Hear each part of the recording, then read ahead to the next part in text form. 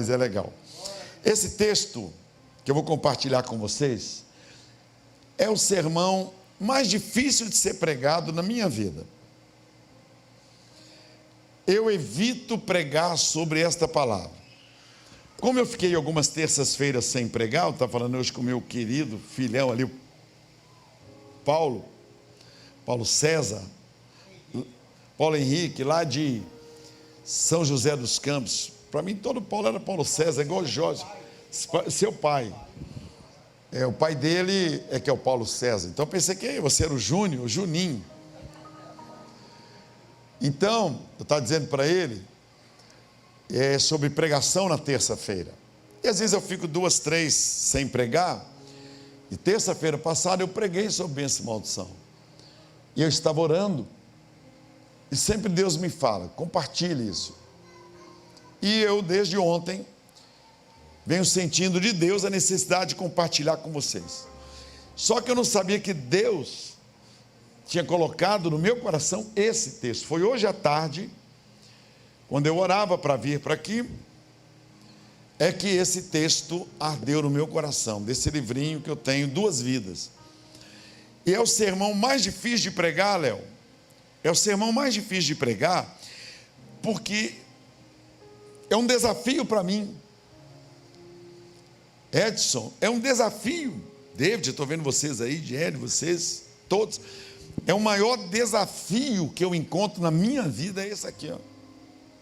Pastor Kleber, Daniel, Rogério, Luiz, todos vocês, Wagner, Gel. É a minha luta diária, é essa aqui, ó. Desse texto que está em 2 Reis, capítulo 5. Preste atenção ali.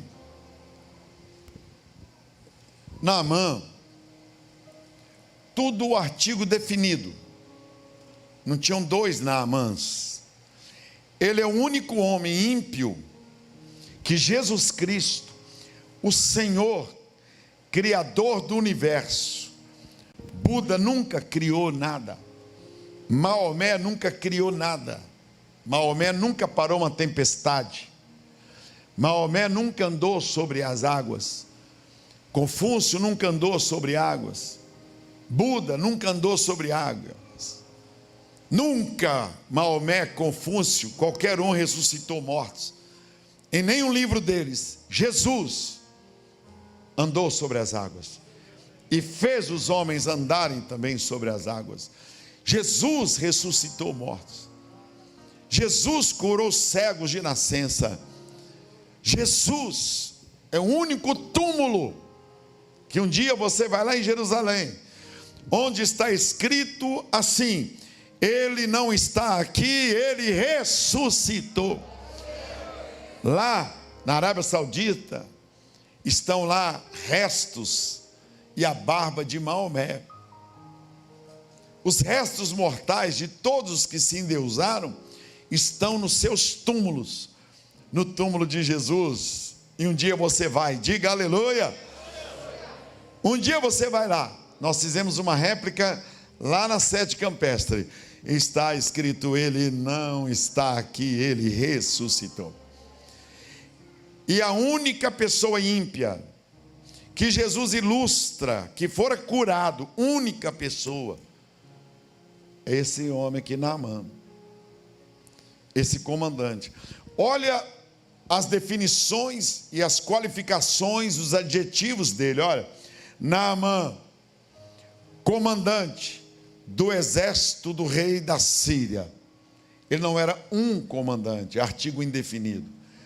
Ele era o comandante do exército que dominava toda a época. Que mais? Olha lá. Era grande homem diante do seu senhor, do rei, e de muito conceito. Olha o superlativo, muito, porque por ele Deus o Senhor dera vitória à Síria. Olha, era ele herói de guerra. Eu não sou herói de nada, porque no mundo só se reconhecem os heróis depois que eles morrem. Esse homem era um herói vivo, tá? Era grande homem diante de seu Senhor, e de muito conceito, porque por ele o Senhor dera vitória à Síria. era ele herói da guerra. E aí vem esse porém na vida dele. Porém, era leproso. E a lepra era considerada uma maldição. A lepra nestes dias era considerada um castigo de Deus. A visão que todos tinham era de que a pessoa nascia aleijada, ela estava pagando. Graças a Deus que não é assim, porque temos hoje o entendimento da palavra de Deus. E esse homem, então, era considerado um maldito. Era considerado uma pessoa que Deus não gostava dele. Era considerado um zero à esquerda. E ele, leproso, versículo 2 agora. Saíram tropas da Síria e da terra de Israel e levaram uma menina. Levaram uma garota escrava e essa menina ficou trabalhando na casa dele, como escrava. Sem salário, sem renda, sem férias, sem 13º, uma escrava, escrava não tem sonho, o filho da escrava já nasce escravo, nenhum patrão beijava escrava estava lá, era um zero à esquerda, escrava não fazia falta, levaram essa menina, e ela ficou ao serviço na casa de Naamã, desse comandante. Olha o outro versículo. E ela olhando o marido da senhora, olhando a vida desse comandante, vendo as dificuldades da vida dele, as lutas, que a empregada sabe tudo dentro de casa, né? Se eu mentir aqui, tem pessoas que trabalham dentro da minha casa, dentro da nossa casa. Eu posso mentir para vocês, mas para quem trabalha dentro da nossa casa, eu não posso mentir. Não é verdade? A empregada, ela viu que aquele homem, a despeito de ser um herói, de ser uma pessoa de muita influência na sociedade, uma pessoa muito benquista, respeitada, um comandante de um exército, um general, ela viu que ele tinha problema de lepra, feridas. Tem muitos tipos de lepra, mas a lepra dele, ele fala que eram feridas, machucados. Então ela percebeu, porque eu não sei se você já teve ferida, que chamavam de pereba. Quem já teve ferida? Há muito tempo atrás, tem algumas doenças que graças a Deus elas desapareceram, muitas coisas. Catapora já foi suplantado, eu tive catapora, eu era menino, eu tenho umas marquinhas na testa assim, catapora. E tinha um negócio que muita gente tinha, que era furúnculo. Quem lembra? E hoje sumiu isso, furúnculo debaixo do braço, fala que era hérnia, não sei o que lá, era terrível furúnculo, né? Já teve, Mateus? Já teve. Furúnculo, negócio, começava um brotinho, e aquilo virava um troço roxo, cheio de pus. E as pessoas mais antigas tinham muito furúnculo, né? Furúnculo era na perna, era na poupança, era em todo lugar. E eu tinha um furúnculo na perna.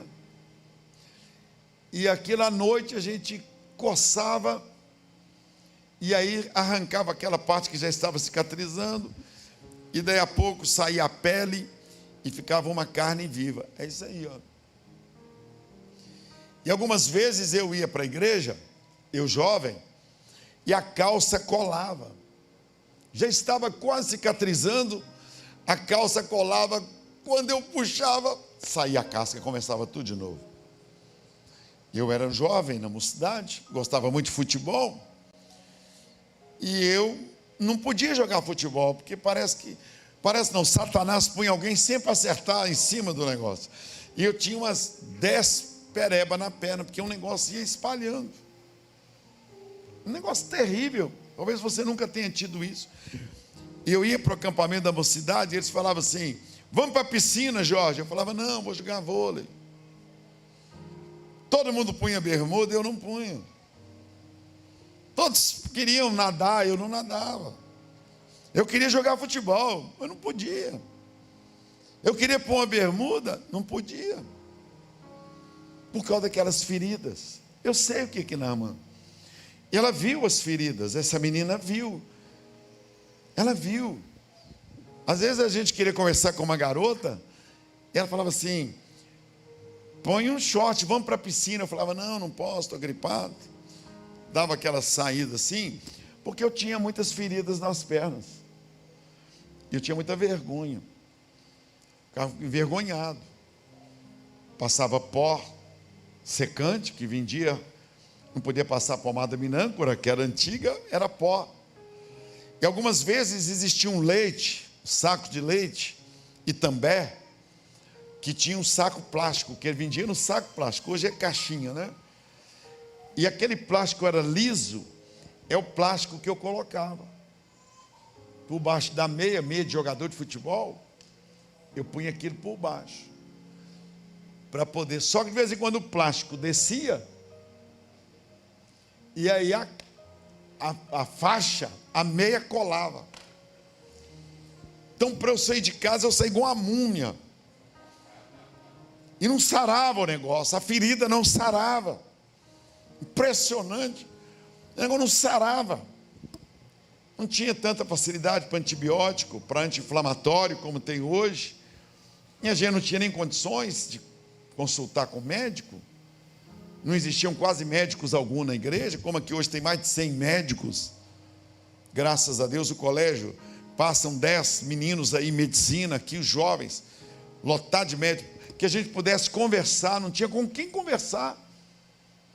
Eu sei o que Naamã passava. Ele era um general do lado de fora, mas quando ele chegava em casa, ele era uma pessoa ferida. Na rua, todo mundo prestava continência. Na rua ele era o comandante, mas em casa ele era leproso. O talher dele era separado. A toalha dele era separada, igualzinho na minha casa. Minha mãe não deixava. Porque naquela época também, nós éramos muito jovens, e não tinha negócio de uma toalha para cada um. Uma toalha era um secava numa parte, o outro secava na outra. E muitos da nossa toalha eram um pano de saco. Então, minha mãe falava: olha, esse furúnculo vai passar para o seu irmão. Eu tenho um irmão mais novo do que eu, tinha minha irmãzinha. Então, sempre minha mãe falava: você tem pereba. Esse negócio, a mãe não sabe, doía na alma. Doía na alma. Porque a palavra pereba é muito pesada. Quando uma pessoa não sabe jogar bola, isso é um pereba. Ruim de bola. Só que eu era bom de bola e não podia jogar bola por causa da pereba. E eu não tinha coragem de falar com os outros que eu tinha pereba. Eu não era pereba, mas tinha pereba. E eles: Jorge, você vai jogar? Eu falei: hoje eu não posso, estou com dor de cabeça. Ficar mentindo. Ficava enrolando, por causa das feridas, 4, 5, assim na canela, via o osso. Eu sei o que Naamã passava. Quando ele chegava em casa, ele tirava a farda. No outro dia, a lágrima vinha até nos meus olhos. No outro dia, imagina aquela luta. A farda, aquelas roupas duras de quartel, de brim, aquilo colava, aquelas couraças. E a menina viu ela. E ela disse assim: ah, se o meu Senhor conhecesse um profeta lá na minha terra. Ah, se ele conhecesse, ele iria lá, o profeta oraria por ele seria curado. Uma escrava falou isso. Já pensou? Quando Naamã chegou do quartel, a mulher dele falou: essa menina que trabalha aí, ó, que você trouxe, escrava, está dizendo que conhece um homem que ora, que pede ao Deus dele, e você vai ser curado. O comandante ficou, né? Versículo 4, olha ali para você ver. Então Naamã foi lá no quartel, falou com o rei, foi no palácio. e falou com o rei. Ele era um homem que tinha acesso ao rei. E ele falou com o rei: rei, eu estou precisando de resolver um problema, me dá uma folga aí, eu vou lá para Israel. Israel lá da Síria. Lá de Israel, quando nós vamos para Israel, nós subimos numa montanha e nós olhamos a Síria, Damasco. De lá você vê a capital, você vê bombas, você vê coisas assim. E Naamã então fala com o rei: eu vou lá em Israel. O rei deve ter falado: mas que isso? Você vai lá na terra dos inimigos? Você acabou de matar um monte de gente lá, agora você vai lá? Ele disse: mas eu vou. Porque diz que tem um homem lá que cura. Para um homem desse, milionário como Naamã, comandante, acreditar numa empregada, numa escrava, é porque ele já tinha tentado todos os meios dentro da Síria. E o rei lhe dá uma carta e diz: pode ir então, já que você quer. Ele então organiza um comboio, vai e enviarei uma carta ao rei de Israel, que a Síria dominava sobre Israel. E ele levou com ele 10 talentos de prata, 6.000 ciclos de ouro, 90 quilos de ouro, e 10 vestes festivais, 10 roupas para a festa. Lotou uma carruagem e foi. Quando ele chega lá, aqui que entra o sermão, agora que é o sermão.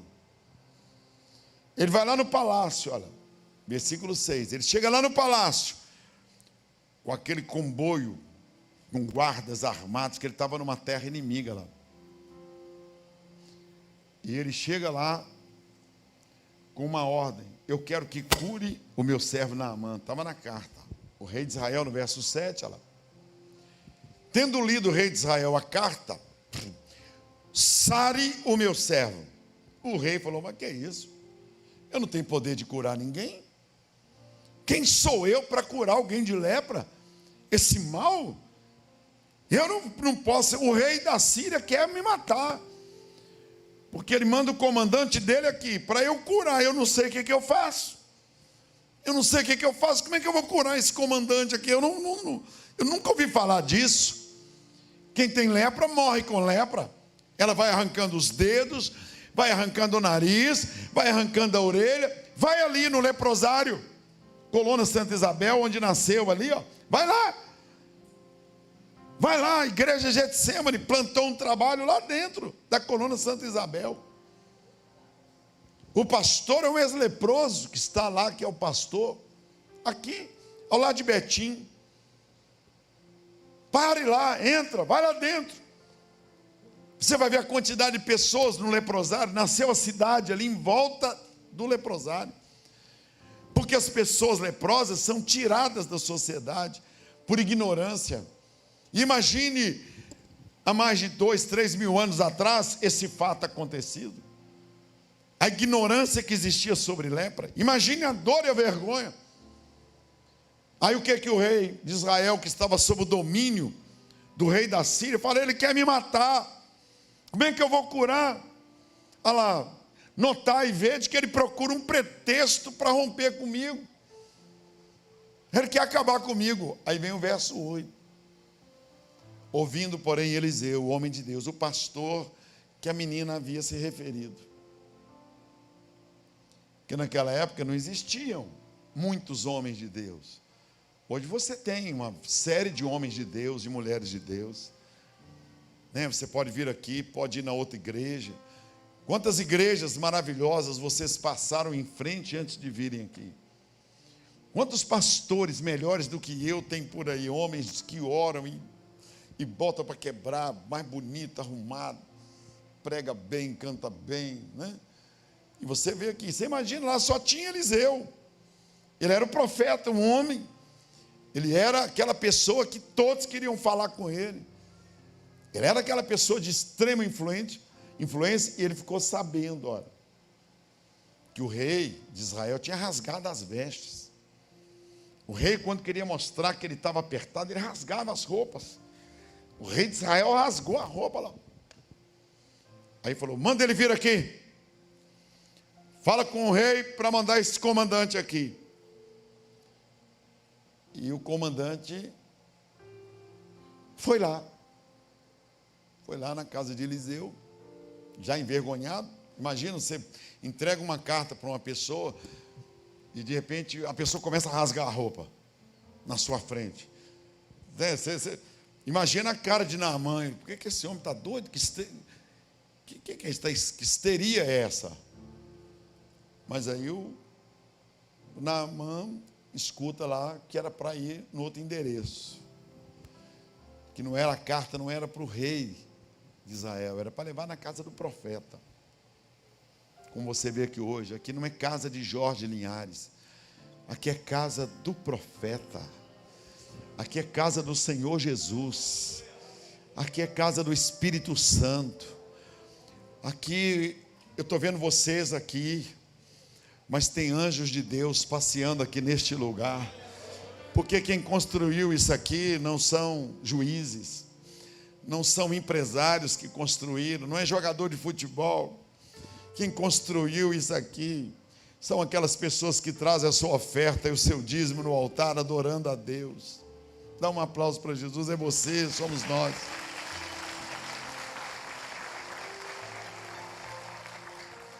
E Naamã, então, vai na comitiva, com a comitiva, para lá na casa do profeta Eliseu. Ei, você que está assistindo aí, por favor. Foi Deus que fez você ficar ligado nesse canal. Foi Deus. Você que está nos Estados Unidos, na Europa, no Brasil, em Belo Horizonte, no hospital, eu não sei onde você está. Foi Deus que mandou eu pregar essa palavra. Foi Deus. Foi Deus. Foi Deus que mandou eu pregar. Não é um Deus, o Deus de Israel. E quando ele chega na casa do profeta, o profeta nem sai lá fora para receber. Eu atendo lá em casa. Quando chega alguém e diz: pastor Jorge, tem uma pessoa que veio de longe, veio do Recife, veio da Bahia, veio de Divinópolis, e ela quer dar um abraço ao senhor, quer dar um presentinho para o senhor, quer que o senhor faça uma oração. Eu vou lá atender. Eu vou atender. Eu não atendo lá em casa, gabinete pastoral, que eu moro pertinho da igreja. Às vezes alguém me procura para necessidades que não tem nada a ver, aí eu falo: vai para a igreja.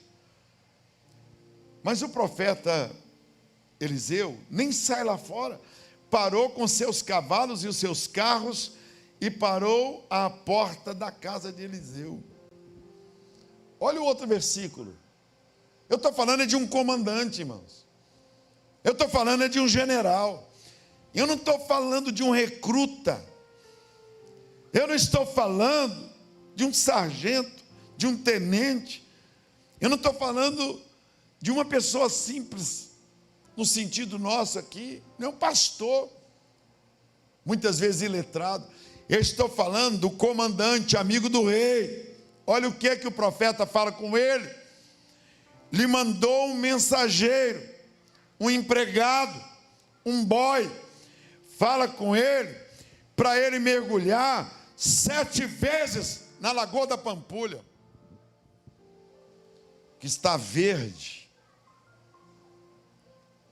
Fala com ele para mergulhar no rio Arrudas, no Rio das Velhas, aqui na BR-262, 381, em determinado lugar. Vai lá e mergulhe. Olha o que esse homem, vai lá e mergulhe 7 vezes. Pule dentro do rio 7 vezes. Olha o que o comandante, já irado, envergonhado, fala. Olha, Naamã, porém, indignou-se.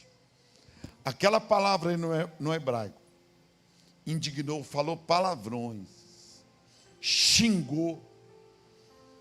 Que palhaçada! O que é que eu vim fazer nessa desgraça de terra?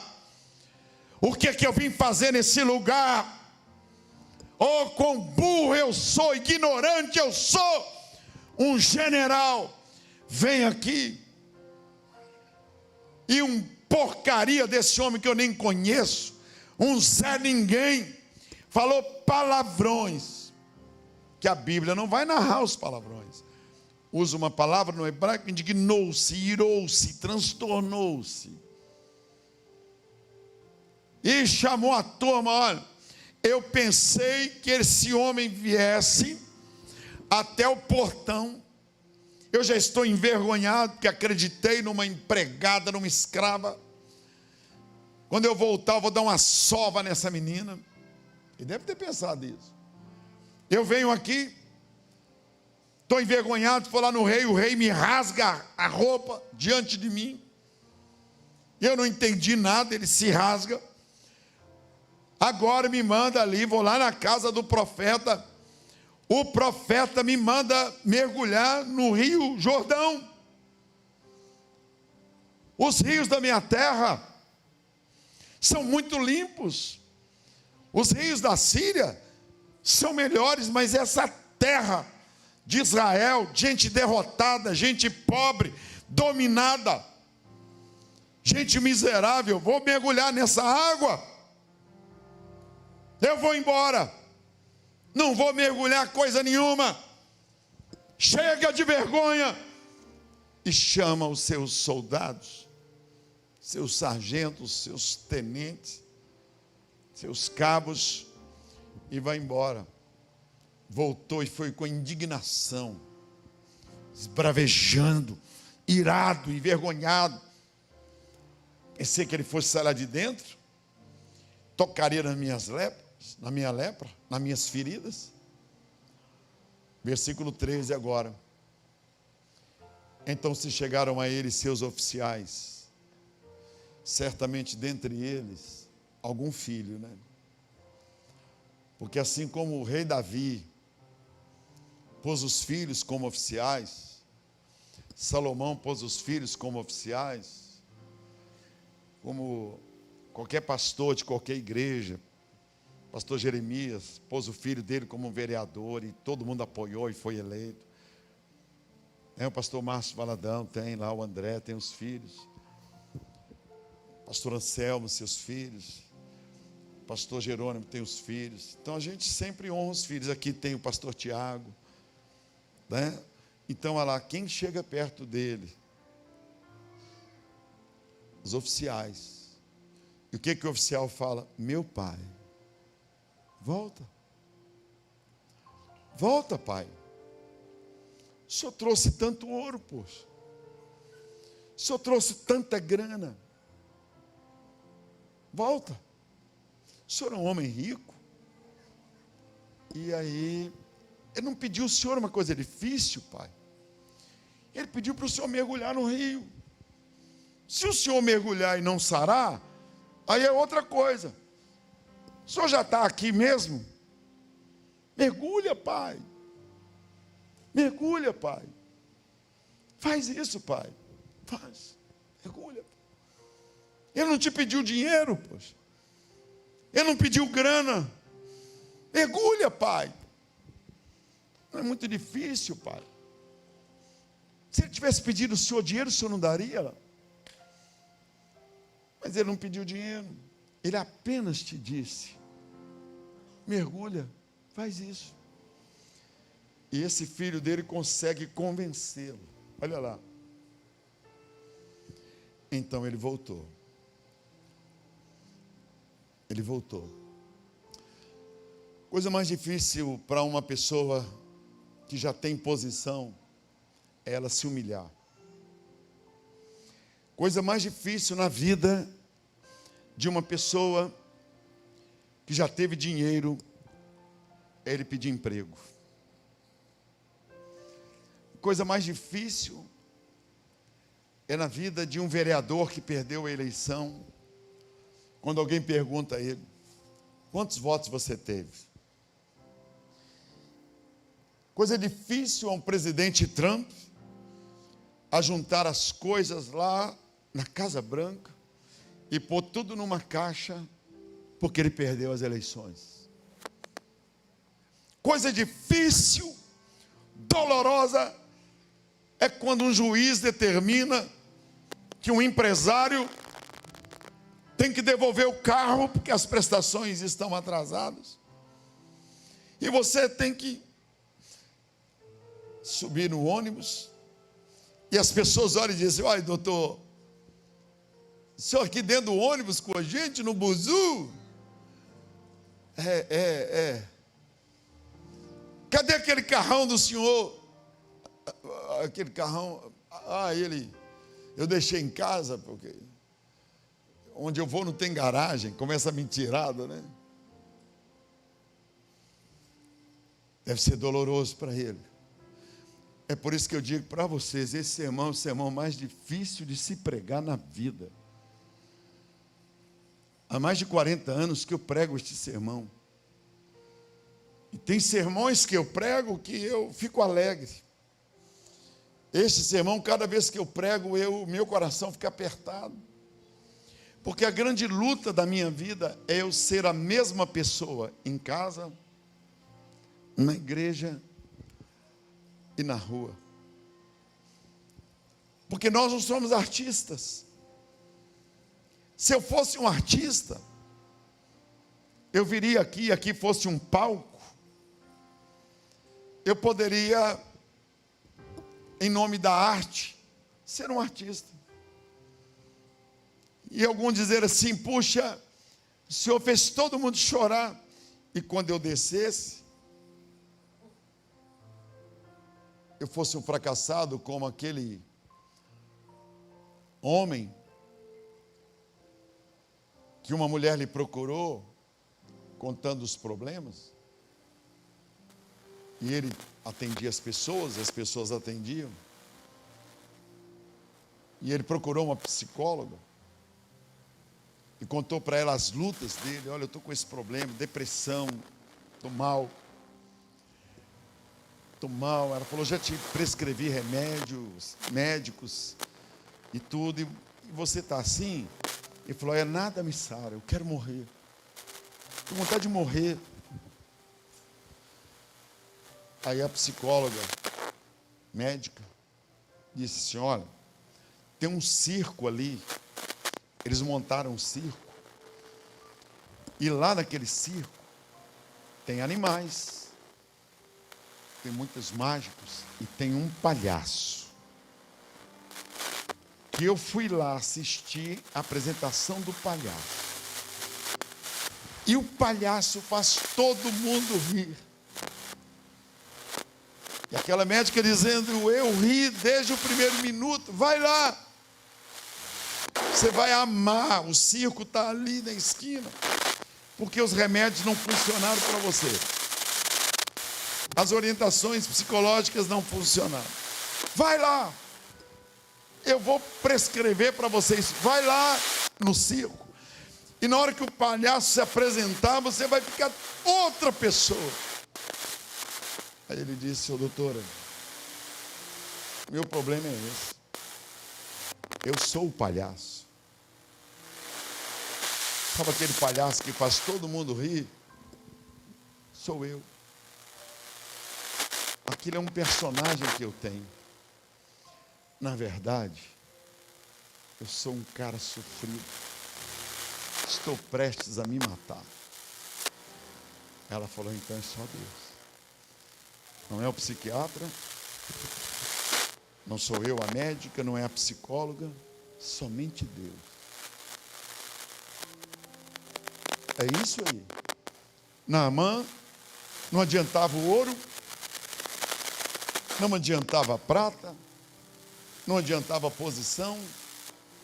Era o dia que ele ia ter que tirar a roupa. É o dia que ele teria que mostrar que ele tinha feridas. Era o dia que ele teria que mostrar que ele era não o cara. Você já viu alguma foto do Roberto Carlos sem perna?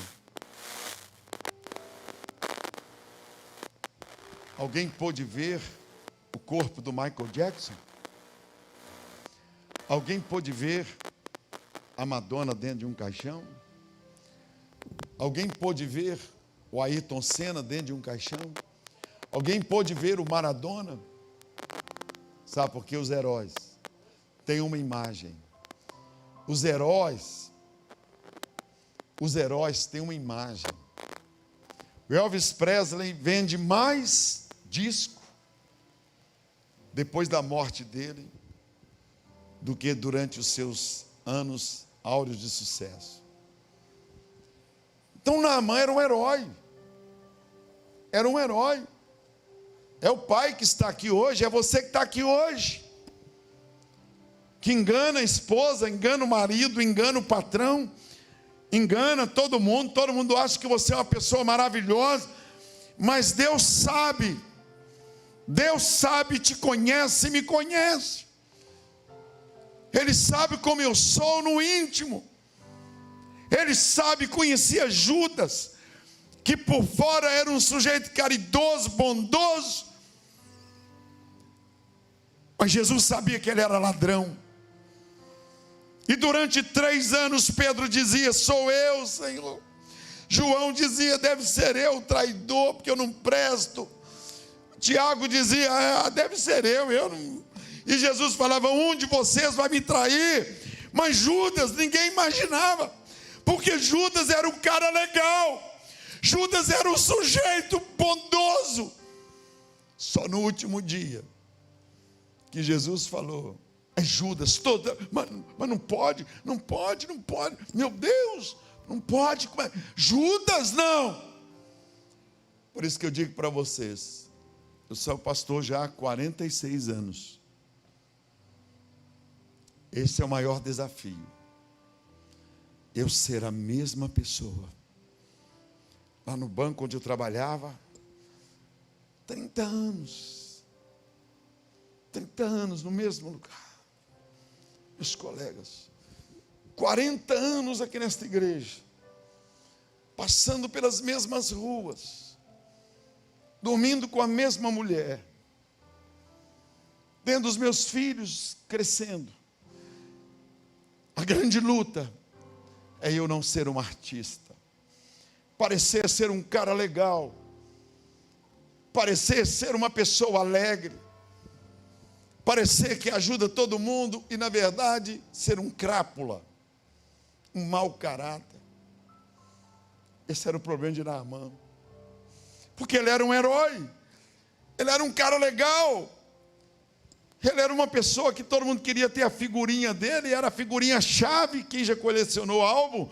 Quando eu era menino eu colecionava álbum de Copa do Mundo, de time de futebol, Campeonato Brasileiro, e tinha uma figurinha que valia o máximo, e pouquíssimas pessoas tinham aquela figurinha chave que fechava o álbum, e quem ganhasse o álbum ganhava um prêmio, uma passagem, ganhava uma cesta de guloseimas.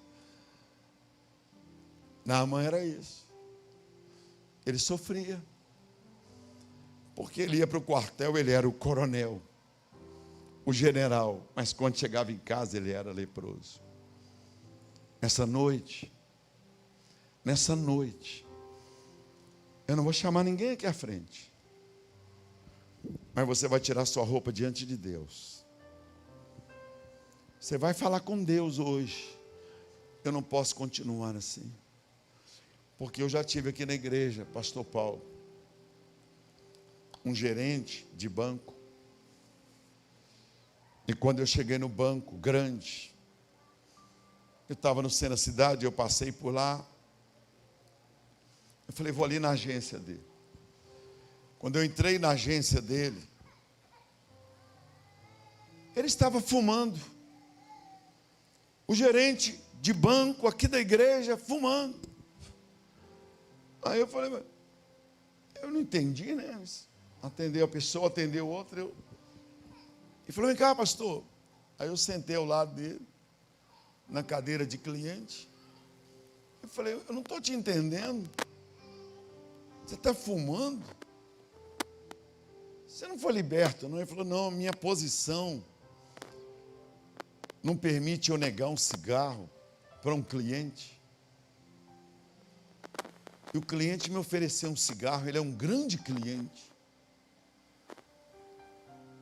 Eu falei assim: olha, eu tinha um conceito sobre você que nunca mais eu terei.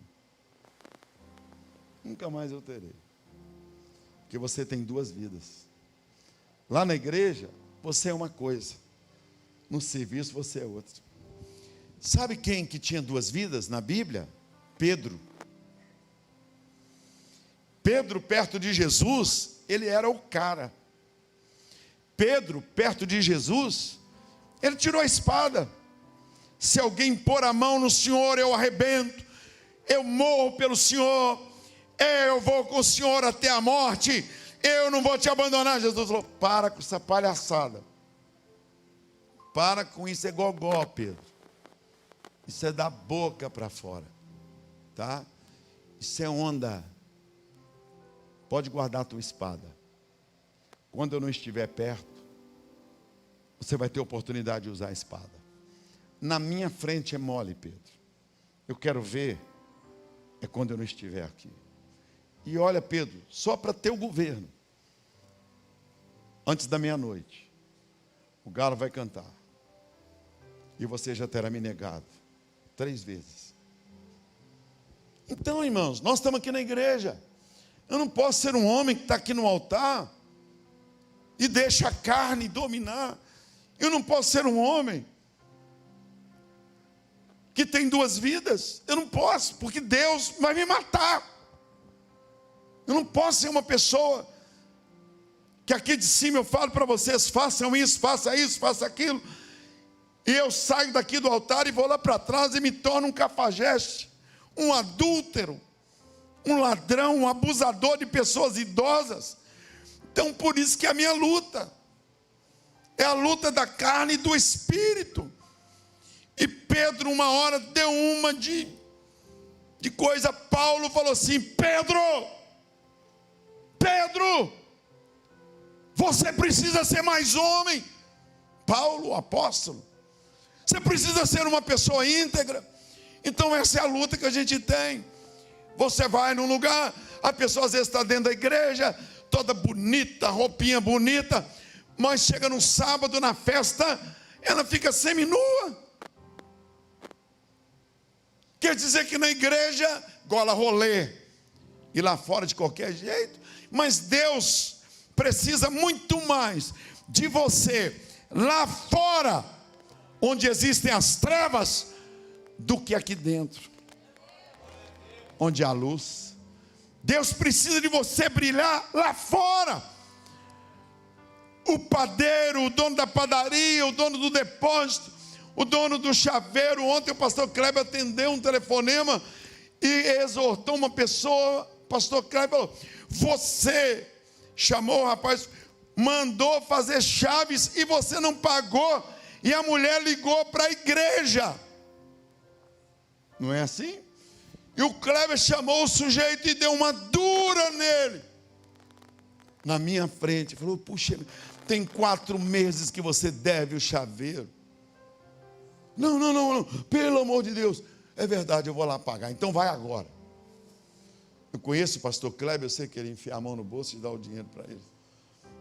Só porque refletiu na igreja. Porque a pessoa faz a coisa errada, ninguém fala se ele é católico, se ele é espírita.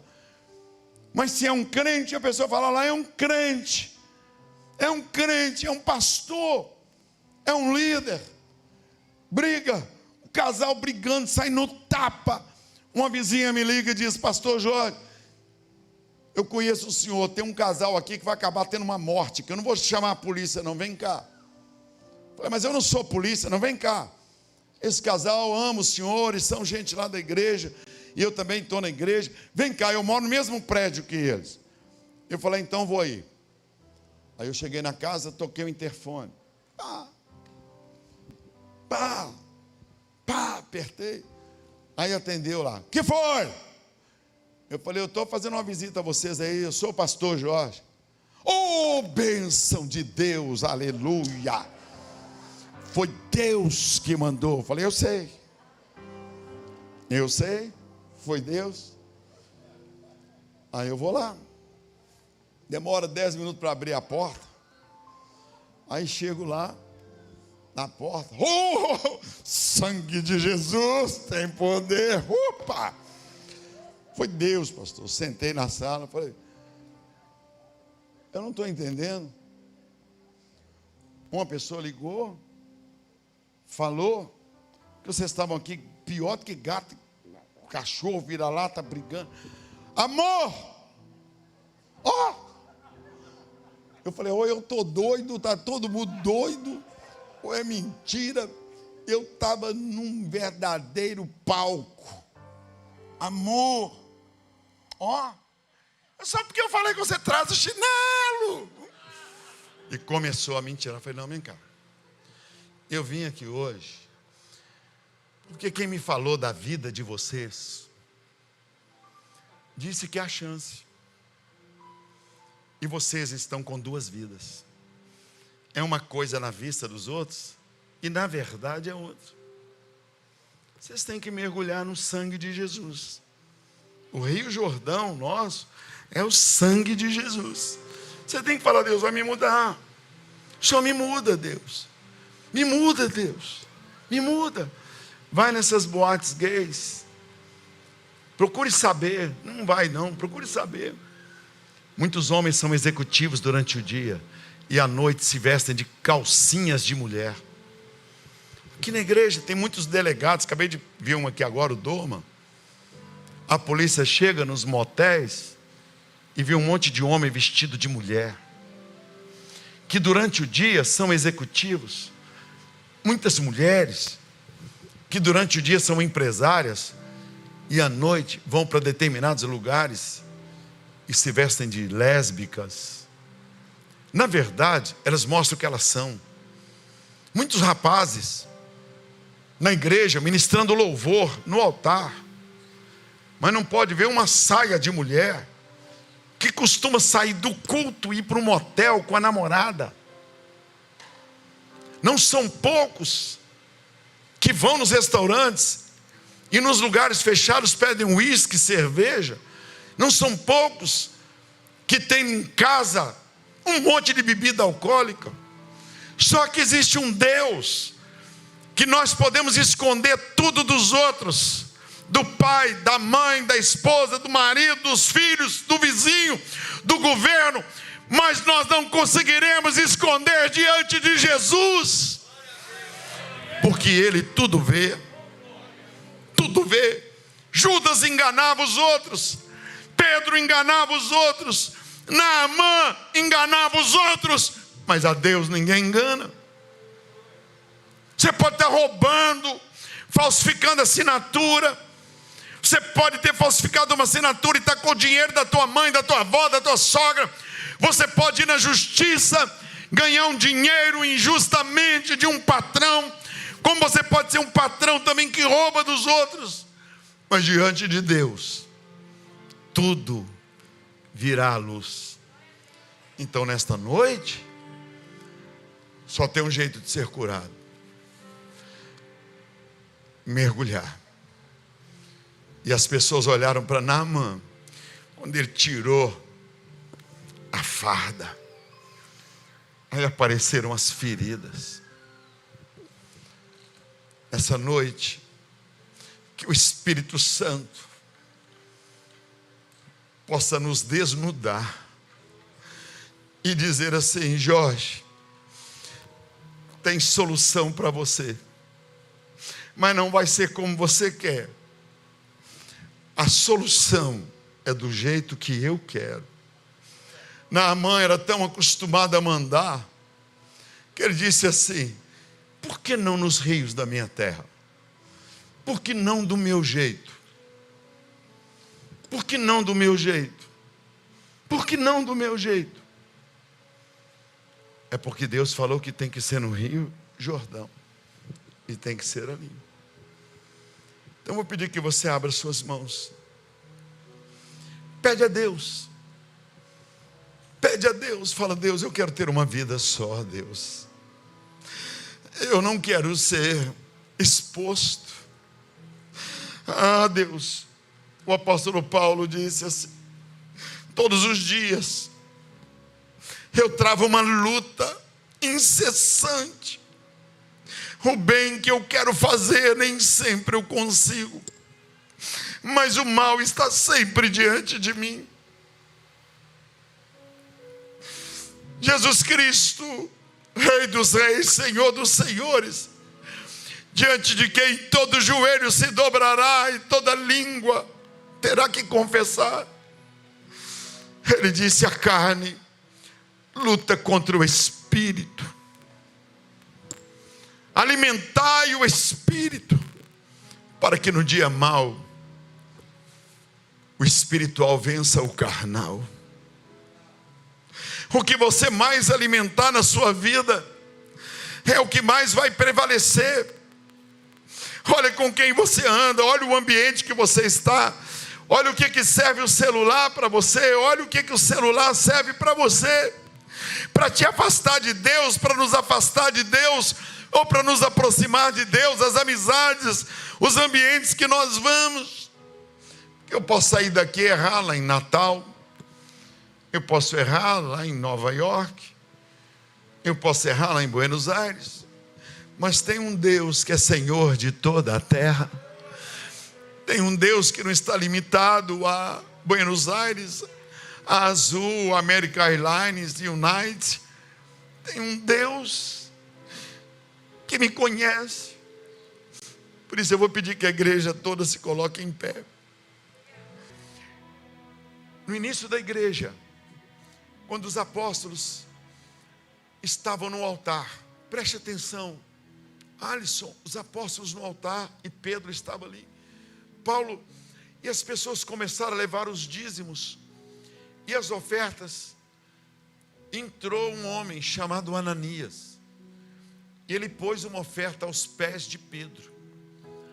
Aí Pedro falou assim: Ananias, por que você trouxe esse dinheiro aqui no altar? Ananias falou: é porque eu vendi uma propriedade e eu trouxe uma oferta. Ele falou: Ananias, então não chama isso de dízimo não, porque você deveria ter ficado com esse dinheiro. Mas se você trouxe para Deus, traz algo limpo, não traz algo sujo.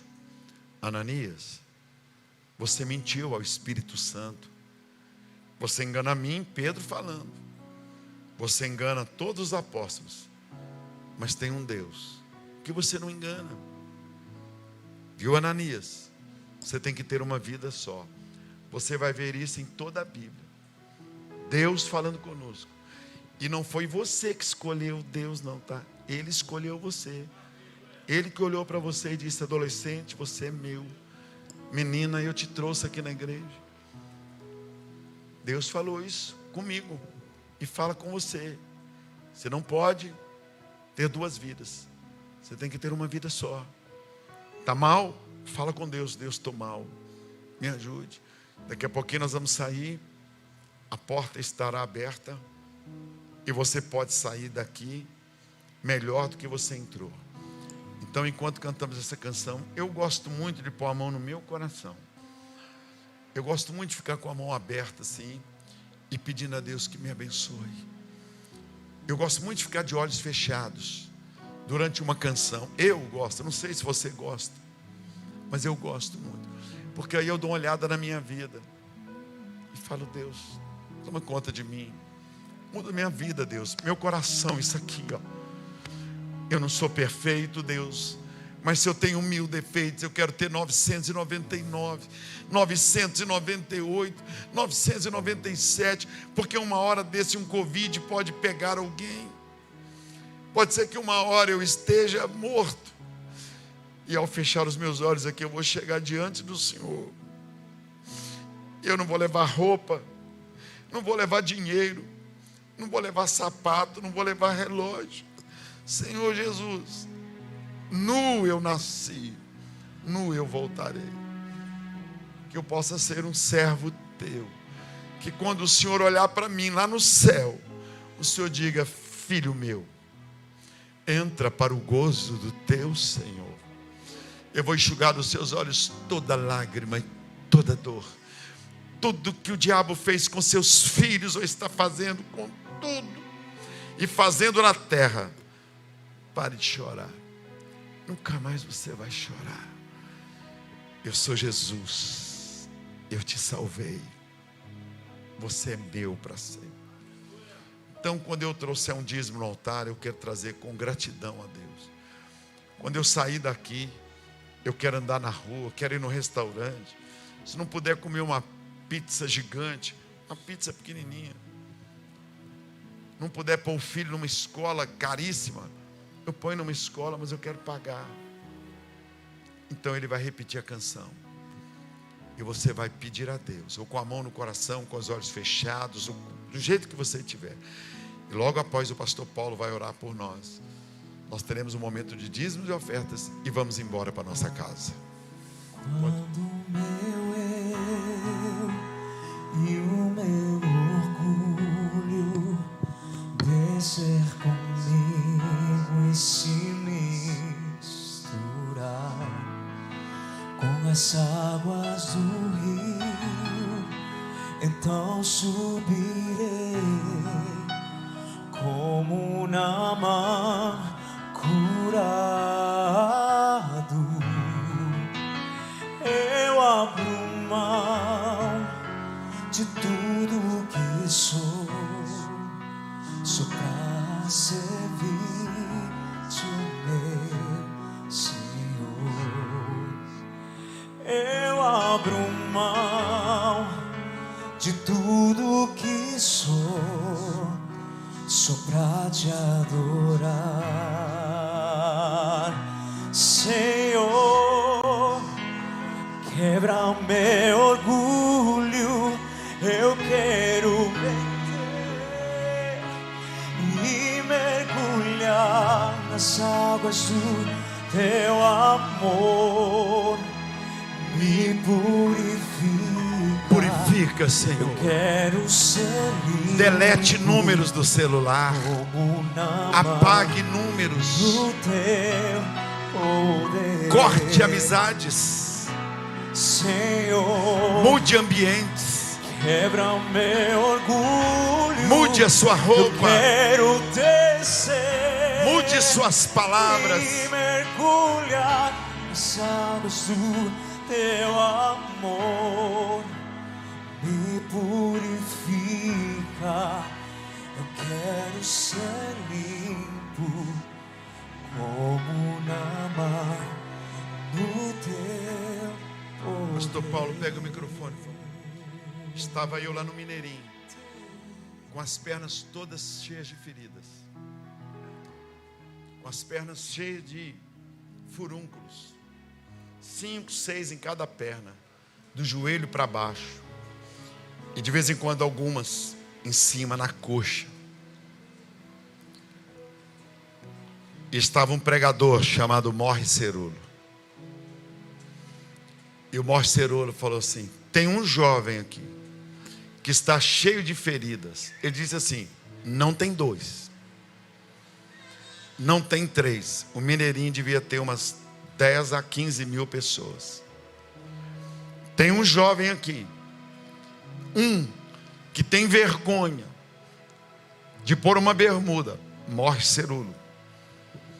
Tem um jovem aqui que está passando por vergonha muito grande. Eu vou chamá-lo aqui à frente, falou. Não tem 2. Se vierem 2, não sou eu. Deus, o Morris Cerullo falando, uma pessoa. Eu estava carregando umas cadeiras. Carregando as cadeiras que eu sempre trabalhei ajudando. Carregando as cadeiras. Aí eu escutei: vai lá no altar. Vai lá no altar. E eu estava assim na pista. Vai até o altar. Eu olhei o Morris Cerullo grande, bonito, americano, grande. Tem um jovem aqui. Não tem 2, 1.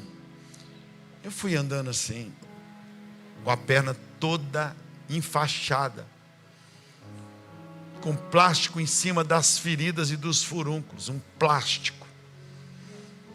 E com a faixa ele falou: é você. Eu vim até o altar. Eu estou falando em nome de Jesus, foi na vista de várias pessoas. Suas feridas, dentro de 7 dias, você não vai ter uma ferida mais. E nunca mais você vai precisar tomar um remédio por causa das feridas. Ajoelha. Obedecer ao profeta, ó. Ajoelha. Diante de mais de 10.000 pessoas. Eu falei, sou eu. Eu estou com as feridas nas pernas. Levante a tua roupa. E ó, tive que levantar. Tive que levantar e mostrar a perna enfaixada com plástico branco. Por baixo é a faixa. Nunca mais você vai ter vergonha. Em 7 dias, menos de 7 dias, todas as cascas caíram. Todos os furúnculos secaram. E nunca mais eu tive um furúnculo. Porque existe um Deus que sara as nossas feridas. Até hoje. Então nesta noite, o seu dinheiro não é o mais importante. O Paulo, o pastor, ele é um profeta de Deus. Eu falei com ele hoje, Deus mandou eu pregar. Você vai pregar no congresso de intimidade, tem muitas coisas. Ele vai orar por mim e por você. Por favor, em nome de Jesus, volta para casa diferente. Deleta estes números do celular que estão te arrasando. Quebra essas bebidas que tem lá no barzinho da tua casa. Pega as tuas roupas. Grampeie coisas novas. Mude. Seja uma pessoa cheia do Espírito Santo. E você vai ver que o Deus que tem poder para sarar feridas na perna, nos braços meus e de Naamã, tem poder de te dar tudo o que você precisa e muito mais. Nunca mais eu vi uma ferida na minha perna, no meu corpo. Jesus não sarou só as perebas, Ele sarou minha alma. Por isso a minha maior luta, Paulo, é eu ser a mesma pessoa aqui, aí embaixo, na rua, no posto de gasolina, na faculdade, na frente dos meus filhos, em qualquer lugar. O título dessa mensagem é 2 vidas. Devemos ter diante de Deus uma vida só.